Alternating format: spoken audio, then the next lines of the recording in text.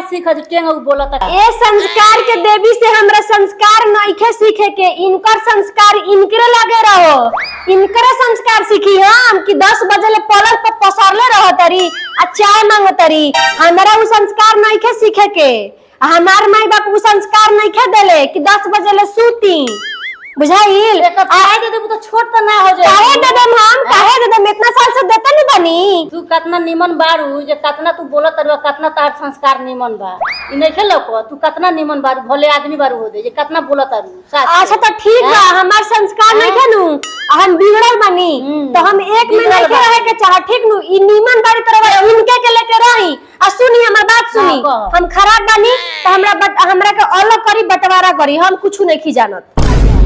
अलग रहू मम्मी जी रवा देखो तनी नु कितना अलगा अलगा करत तारी, ढेर अलगा अलगा करत तारी, उनका के अलगा करिए दी। अब मजा बुझिए ले हंस के अलगा वाला में का मजा बाटे।